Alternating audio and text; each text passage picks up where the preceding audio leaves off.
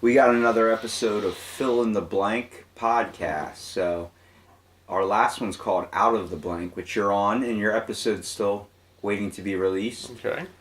But Fill in the Blank is where we basically educate people on a subject, really anything that you're interested in or anything you know about, that you can give either experience or just like your enjoyment from it. And I figured out if you educate people on something, they tend to understand it better and tend to be a little bit more open if they were a little bit closed off to it. So we're going to try it with a special TV show called The Simpsons. Yeah. So tell me your definition of The Simpsons. My definition of The Simpsons it's a comedy, it's a social satire show. But what does it mean to you? What does it mean to me? What does it mean to me? I don't know. It's a different way of just looking at life just through, just some of the comical ways they look at real situations. I just identify with that. Kind of like my generation's Family Guy. Yeah, and I like the Family Guy too. See, what made The Simpsons so popular was actually, like, I think it's because they just kept up so modern. Like, their new episodes, it's one of the longest running TV shows. Yeah. But it's like, they keep it, like, in like stuff that you can relate to now. It's 30 like, years old. That's happening now. Mm-hmm. I remember when they were a part of the Tracy Ullman show. They were, as a comedian, Tracy Ullman, she just had like a little 5 or 10 minute cartoon on her show of The Simpsons every week. And from that, it went to their own show. Well, for many of the people out there that are living under a rock and don't know the famous Simpsons, it's The Simpsons is an American adult animated sitcom created by Matt Groening for the Fox Broadcasting Company. The series is a satirical depiction of working class life. Basically, which is the Simpsons family. It consists of Homer, Marge, Bart, Lisa, and Maggie. The show is set in the fictional town of Springfield and parodies American culture and society, television, and the human condition. So, you're very good in your first definition of explaining it. The history of good old Simpsons. When producer James L. Brooks was working on the television variety show The Tracy Ullman Show for the fledgling Fox network, he decided that he wanted to include small animated sketches before and after the commercial breaks, having seen one of cartoonist Matt Groening's Life in Hell comic strips. So it's actually inspired by one of his earlier comics. Life in Hell, I didn't know that. Brooks asked Groening to pitch an idea for a series of animated shorts, which Groening initially intended to present as his Life in Hell series.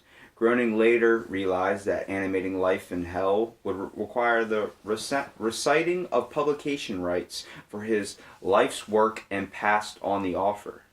Richard Sakai, I guess, Japanese guy there, contacted Groening to see if they had any other characters. He would be willing to let Fox merchandise, and in short, Groening developed a dysfunctional family that later became The Simpsons. And these were like terrible drawings. Like they were basically horrible. They were mock-offs. Yeah, they looked nothing like the Simpsons we see now. Appearing initially alongside cartoonists by M.K. Brown, the Simpson family first appeared in the short subjects in the Tracy Ullman Show on April 19th, 1987, and were featured the first 3 seasons. The actors who voiced the characters would later reprise their roles in The Simpsons. Dan, you know this guy? Dan, what's his last name? I don't know how to say it, Cortestio or something like that. Castellaneta. That's it. Performed the voices of Homer Simpson, Abraham Simpson, and Krusty the Clown.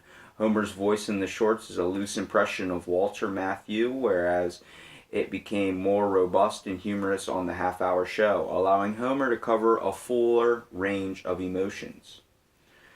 So, in 1989, a team of production companies adapted The Simpsons into a half-hour series for the Fox Broadcasting Company. Groening said his goal was to offer the audience an alternative to what he would call the mainstream trash.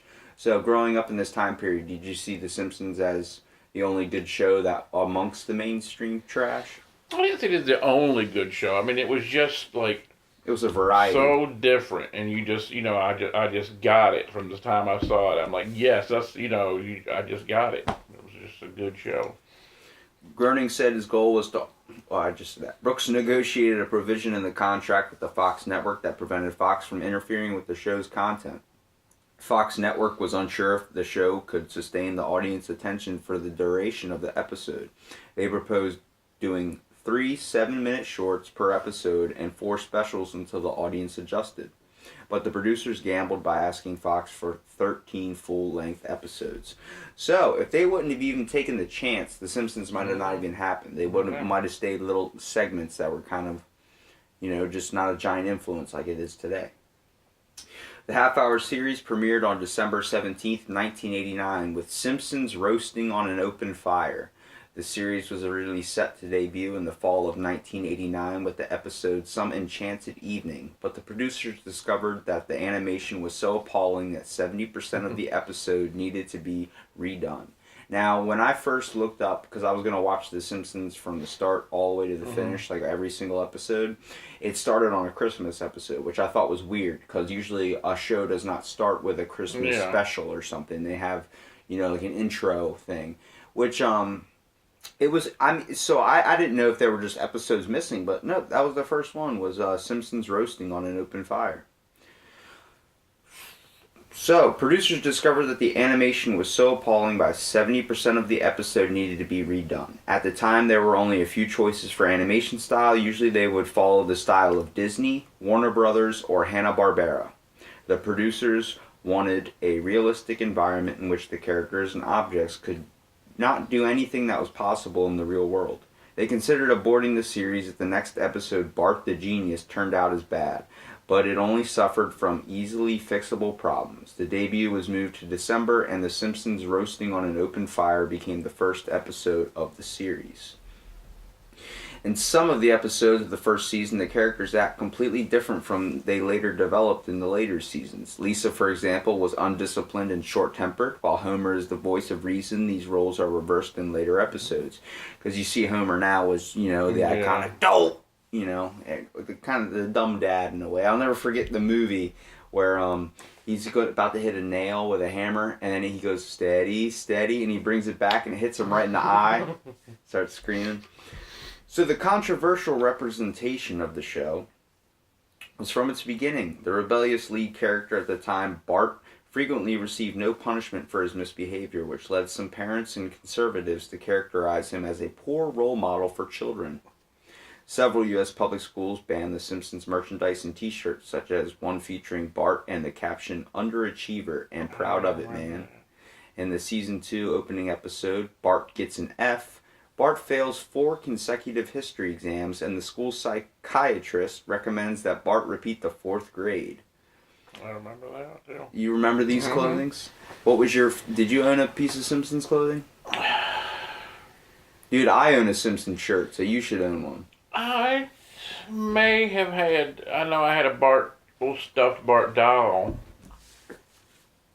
Was he dressed up in his iconic Bart man? No, I never did that. I did have a Bart shirt. I had a Bart shirt. I remember I've got a poster with all the characters on it. Like all the side characters, Krusty and Patty and Selma and all of them. I got a big poster with all of them on there. Who was your favorite?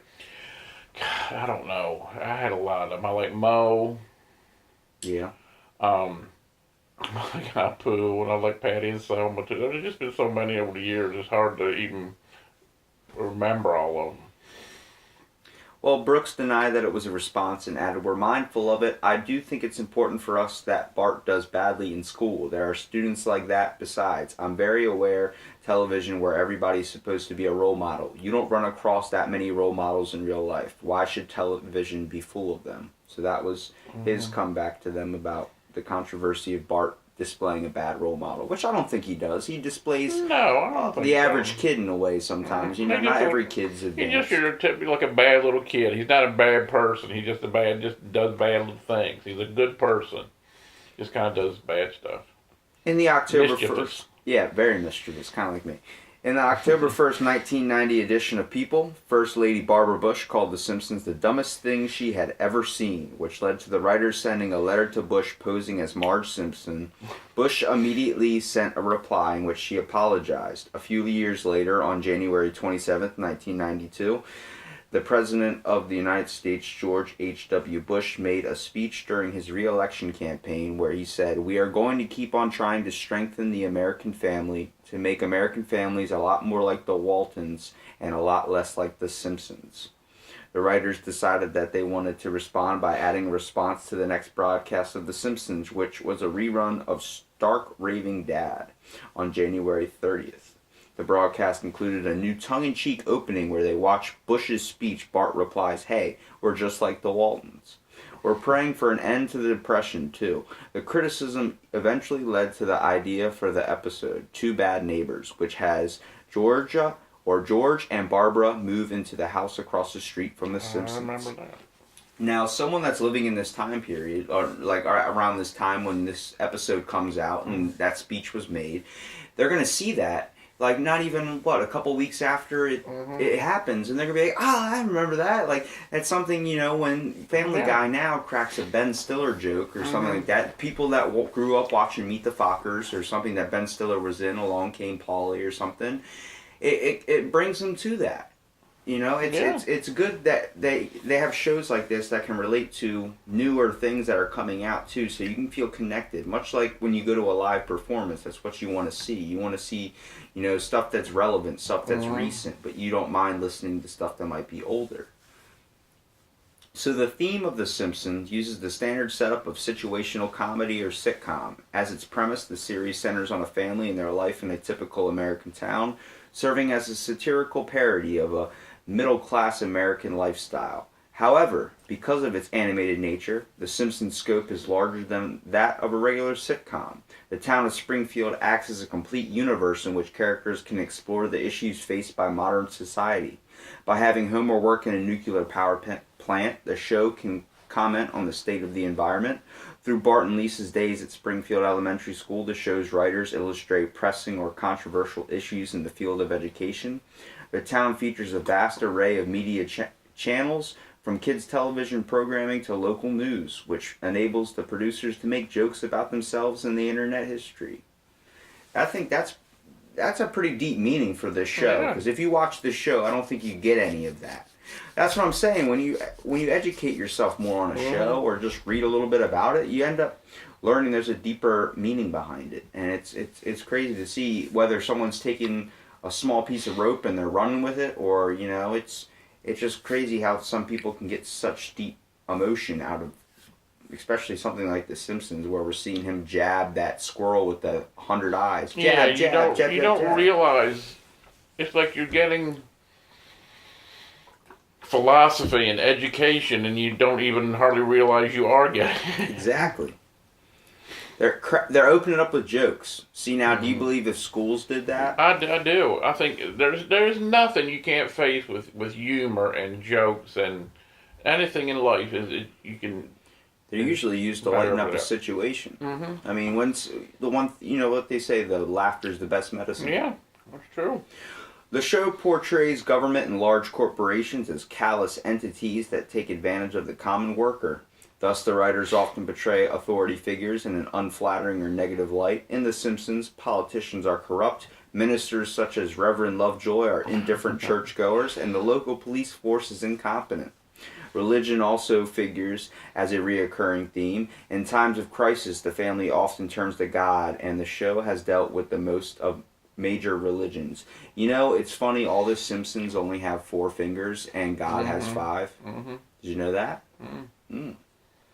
I feel like you're just nodding. No, I did notice that before when they showed God. Oh, they did a special episode on that?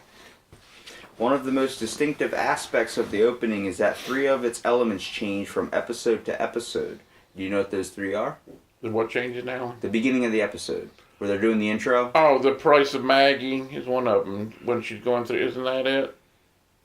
No? Bart writes different things on the school chalkboard. Yeah, I didn't know that. Lisa plays different solos on her saxophone, or occasionally a different instrument. and different gags accompany the family as Or they on the enter the sofa, living room yeah. to sit on the couch. Now that's a great representation Now of that the you mentioned it, I American remember family. that. Yeah. Humor. So the show's humor turns on cultural references that cover a wide spectrum of society that viewers basically from all generations can enjoy the show. Such references, for example, come from movies, television, music, literature, science, and history.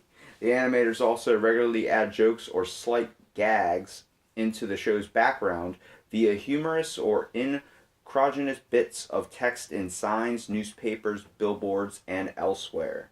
The audience may often not notice the visual jokes in a single viewing. Some are so fleeting that they become apparent only by pausing a video recording of the show. Mm-hmm.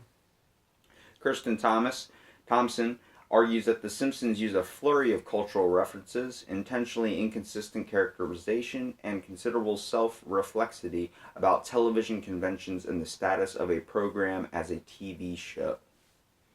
A lot of controversies with The Simpsons that I'm starting to realize. So there's actually a ban on The Simpsons. The show has reportedly been taken off air in several countries. China banned it from primetime television in August 2006 in an effort to protect China's struggling animation studios. In 2008, Venezuela barred the show from airing on morning television as it deemed unsuitable for children.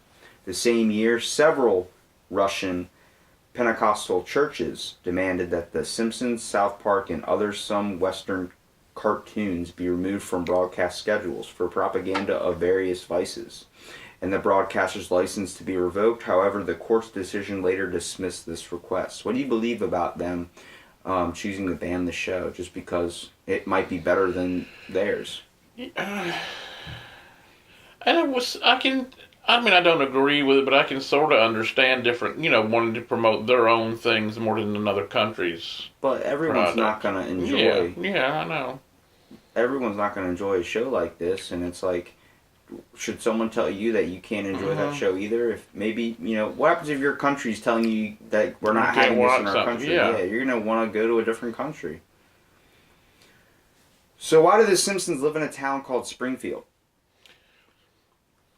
I think it's just sort of a all-American sounding kind of generic town, I think. Well, Springfield was actually named after Springfield, Oregon.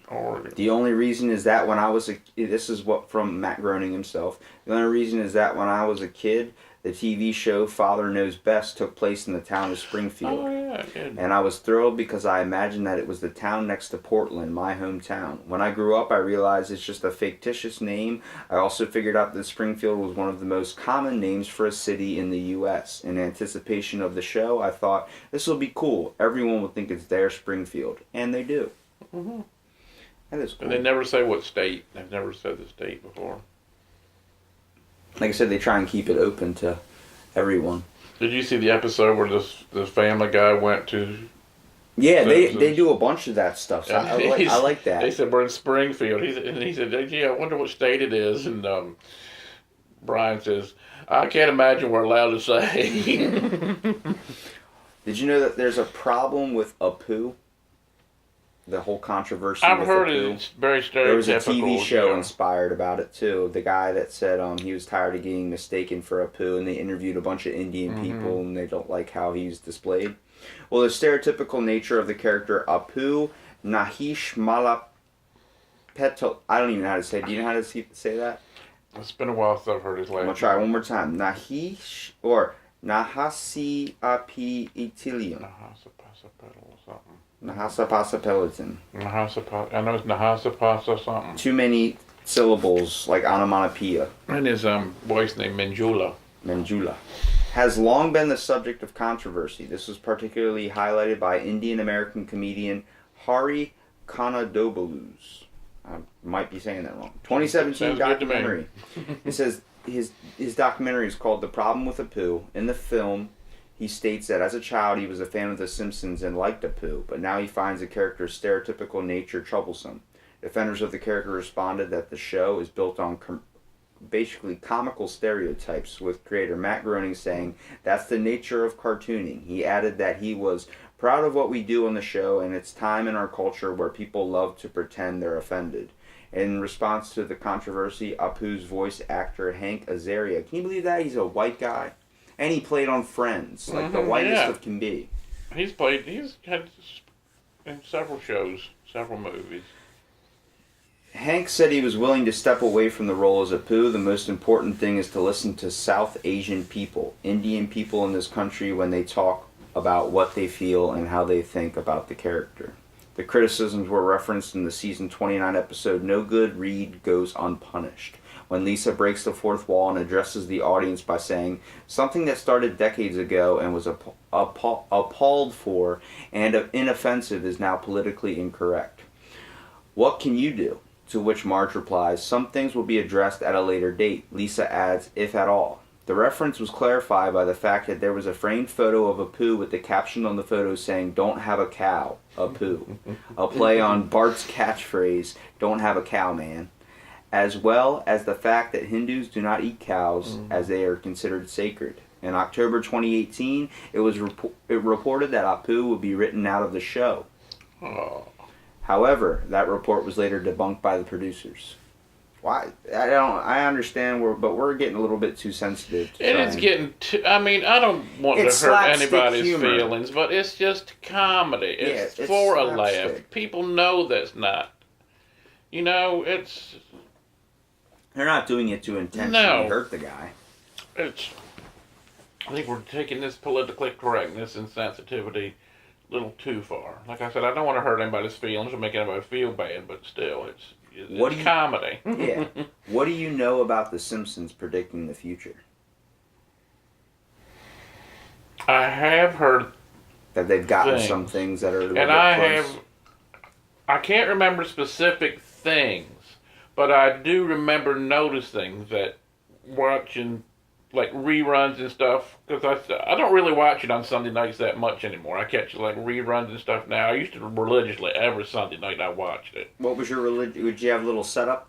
Sit in front of the TV with a certain snack? There's certain shows I just made sure I was, it's 8 o'clock Sunday I got to watch The Simpsons. Nobody bother you while it's on? And I remember in rerun, I'm like, that they were right. I just remember thinking that. I can't remember what it was about, but I just remember thinking in their reruns, watching that, yep, they were right. From the first one, and it came to pass, and I watched it again. Well, The Simpsons, nearly 17 years ago, an episode of The Simpsons predicted that Donald Trump would one day become U.S. president. And this wasn't the only time the writers have managed to predict the future. The most recent prediction to come to light is from an episode 8 years ago when Marge and Homer Simpson win Olympic gold for the U.S. in a curling in a huge upset over Sweden, the favorite to win. On Saturday, the U.S. men's Olympics curling team won a gold medal after defeating Sweden 10-7 in the Pyongyang Games. The victory is the second curling medal ever for the United States. The Simpsons has been running for over 27 years, so it's inevitable that the themes that crop up in a show might occur in real life, but some of the plot lines are eerily close to events that have happened throughout the world. Some examples of this are Nobel Prize winner on season 22, episode 1, MIT professor Bent Holstrom won the Nobel Prize in Economics in 2016, 6 years after he was bet on to win the Nobel Prize on The Simpsons. Holstrom's name appears on a betting scorecard when Martin, Lisa, Database, and Milhouse bet on Nobel Prize winners. Milhouse, I love Milhouse. They predicted smartwatches. Season 6, episode 19, The Simpsons introduced the idea of a watch you could use a phone. In the episode aired in 1995, nearly 20 years before the Apple Watch was released. Now, are they predicting the future, or are they inspiring ideas? Lady Gaga's Super Bowl halftime show. Season 23, episode 22. In 2012, Lady Gaga performed for the town of Springfield hanging in midair. 5 years later, she flew off the Houston NRG Stadium roof in real life to perform her Super Bowl halftime show. They predicted autocorrect, so we can thank them for every text I've ever sent. I wonder if Gaga saw that episode and did it. That's what I'm saying. See, where I'm saying there might be inspiring stuff. Autocorrect. So, schoolboys Kearney and Dolph take a memo to beat up Martin on a Newton device. In an episode of The Simpsons that aired in 1994, the memo gets quickly translated to eat up Martha. an early foreshadowing of autocorrect frustrations. I'm pretty sure we've all experienced that at some point. Faulty voting machines. I actually remember this episode where this is in 2008. The Simpsons showed Homer trying to vote for Barack Obama in the U.S. general election, but a faulty machine changed his vote. 4 years later, a voting machine in Pennsylvania had to be removed after it kept changing people's votes for Barack Obama to ones that said the Republican rival Mitt Romney. The invention of the tobacco plant. Tobacco, yep, I remember that. You know what tobacco is? Tomato, tobacco combination that they all got hooked on. Bart got hooked on. Did anybody ever try and fuse the plant bite that into way? that thing. I can remember they'd bite into it and be all brown and stuff, and it tasted all bad. But then they were like, "Oh my God, I gotta have it." I once tried. There's a thing called pine berries. Someone said if you cut half a pineapple and then cut the inside out and then put strawberries in there, you'll get a pine berry. Yeah. Yeah, I was It don't work. I was little. The invention of the tobacco plant was season 11, episode 5. In 1999, Homer uses nuclear energy to create a hybrid of a tomato and tobacco plants, the tobacco. This inspired U.S. Simpsons fan Rob Barr to create his own plant. In 2003, Barr crafted together a tobacco root and a tomato stem to make tobacco. Writers for The Simpsons were so impressed that they invited Barr and his family to their offices and ate the tobacco fruit themselves. That sounds terrible. Yeah, I would imagine it tasted bad. I doubt that tobacco really affected the tomato, though. I feel like it probably grew just to be a tomato with probably like a smell of tobacco. That'd be cool. I don't know what. They predicted the Ebola outbreak. That would be very good. In season 9, episode 3, some people maintain that The Simpsons predicted the 2014 outbreak of Ebola 17 years before it happened. In a scene from the episode Lisa Sacks, Marge suggests a sick Bart read a book titled Curious George and the Ebola Virus. I don't think I've ever read that Curious George before. The virus wasn't particularly widespread in the 1990s, but years later it was the top of the news agenda. Ebola was first discovered in 1976, and through his latest outbreak has been the worst yet. It killed 254 people in the Democratic Republic of Congo in 1995 and 224 in Uganda in 2000. Ebola. Marge predicted it. God. The discovery of Higgs-Boson's equation. Season 8, Episode 1. In a 1998 episode called The Wizard of Evergreen Terrace, Homer Simpson becomes an inventor and shown in front of a complicated equation on a blackboard. According to Simon Singh, the author of The Simpsons and Their Mathematical Secrets, the equation predicts the mass of Higgs-Boson, a particle. That's a big word. It was first predicted in 1964 by Professor Peter Higgs and 5 other physicists, but it wasn't until 2013 the scientists discovered proof of Higgs bosons in a 10.4 billion, that's 13 billion in American, it was Russian, experiment. So they also predicted, being a lunch lady, you would know, Yeah. horse meat scandal. Horse meat scandal. Did you not know about this? Mm-mm.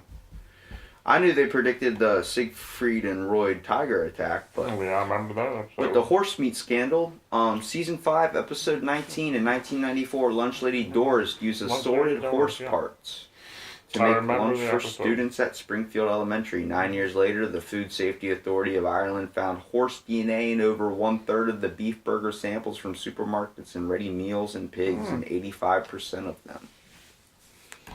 Lord. That's crazy. And they also That is crazy. predicted a three-eyed fish in the episode I from remember the 1990. three-eyed fish, yeah. Bart catches a three-eyed fish named Blinky in the river by the power plant, which makes local headlines. More than a decade later, a three-eyed fish was discovered in a reservoir in Argentina. Strangely enough, the reservoir itself was fed by water from a nuclear power plant. So, after hearing all this stuff, what's the takeaway from The Simpsons? Overall good show? I think it's an excellent show. You believe too many people kind of looked at it wrong with just how sensitive things have been getting?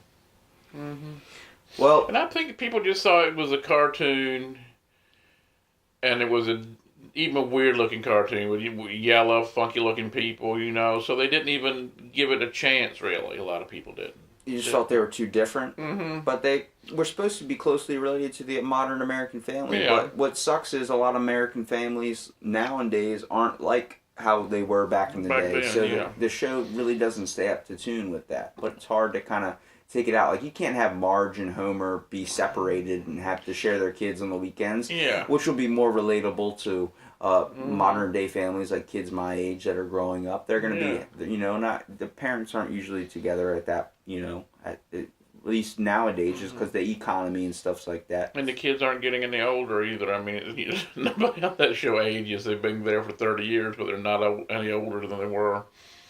You know, Bart's still 10, Lisa's still 8. Well, some popular things about The Simpsons. The Simpsons holds the record for longest running primetime animated TV series and most guest stars featured in a television series. I know they've had everybody on there. Do you like seeing Yeah, I like seeing different celebrities. someone you that have know? on See there, Gene Simmons on there. Oh my God. Gene Simmons and name Elon Rolling Musk Stones. was on Yeah. there. Fox owns the rights to The Simpsons until 2082. That's a little A bit. long time. That's a little weird. Homer Simpson once had a theory that the universe was shaped like a donut. The theory has some validity, according to cosmologists. The Simpsons co-creator Sam Simon died of terminal cancer and left most of his fortune to animal charities and feeding the hungry. That's a good way to spend your money. The Simpsons made the word meh popular. So when you see that cat poster, it says meh. Yeah. The Simpsons have had more guest stars than they've had episodes. So, I mean, even a famous people want to be on the I show. know there's been Mick Jagger, Bette Midler, everybody's been on there. So, Everybody. would you prefer Simpsons be, I guess, more popularized today than it is other shows? I think I would enjoy it more than Family Guy. I seem to like that a little bit more than Family Guy. Family Guy has a good sense of humor, but they have too many shows too closely similar. Just by changing the setting or the type of family, kind of like with American Dad and Family Guy. American Dad and Family. I really like both of those shows, but there's just something about the Simpsons. I guess they were the first kind of show that they paved the path and are genre, still kind of setting the bar in a way. Mm-hmm. I think Family Guy does go a little bit too far. I can see where that would be more offensive than The Simpsons, but I don't know. When it comes to The Simpsons, I still remember The Simpsons movie when they had Green Day on there. Probably some of my favorite moments. And then when he said free donuts or whatever, oh my God, oh my God, oh my God, and he dumps the pig silo and the thing. Like, it had a great story in it, like don't pollute and all that stuff, and everyone kind of ignored it. But it shows the real tension. You know, the Moe's bar call, that's based on a real thing. There used to be a place, two guys used to call a bar every single night and do that to some dude. And that was actually... prank call birthdays. I like all there's so many good like side characters, you know, Moe and Sideshow Mel and Willie, Sideshow don't forget Bob, Willie. The crazy and, school yards keeper. The grounds, the custodian and Smithers and Officer Mr. Wiggum. Burns, Officer Wiggum, yeah. You know who his kid is? Don't tell me. Wiggum, Ralph Wiggum. Yeah, isn't that crazy? I'll never forget where Ralph was Bart skated by on a skateboard, and he was naked, and then Ralph just looks and goes, "I like men now." Ralph is so funny. Like all of Millhouse. I remember the video game that I used to play all the time. The Next Door Neighbors, Flanders. You know the video game I'm talking about? There was a video game called Simpsons Hit and Run. If you ask anybody that's grew up with an Xbox, they'll tell you that's the best game out there. You had to be Homer or whoever other character Simpson person you wanted to be.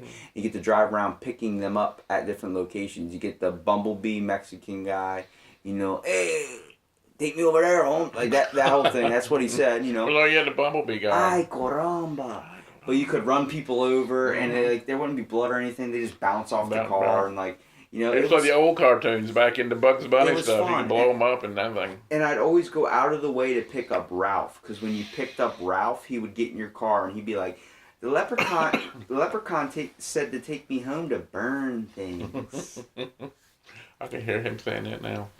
And it's just cool. I mean, Ned Flanders, that's your typical, like, kind of jerk of a neighbor, just because he's the goody two-shoes. Like, you know, you're not supposed to do that. It's like, just mind your business, man. Get out of my... Lovejoy. Nosy neighbor. They do the church, though. That's a little bit scary. Mm-hmm. With that, remember that one scene where they put the dome over Springfield in the movie, Yeah, yeah. and then all the people that were in the bar got out, and then all the people went into the church, and then all the people in the church went into the bar. Mm-hmm.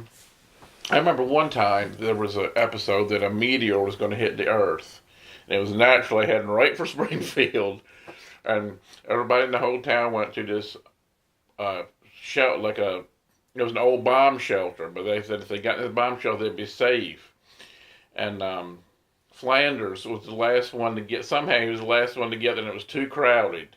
There was, by one person, and Ned Flanders, they kind of decided to kick him out. He just went, and he was all happy, and he was just sitting there waiting for the meteor, singing just "Que sera, sera," whatever will be. And then it showed different ones started to feel bad. Then they went out with him, and by the time the meteor got there, it burned up, and it come just this little rock just landed at her feet.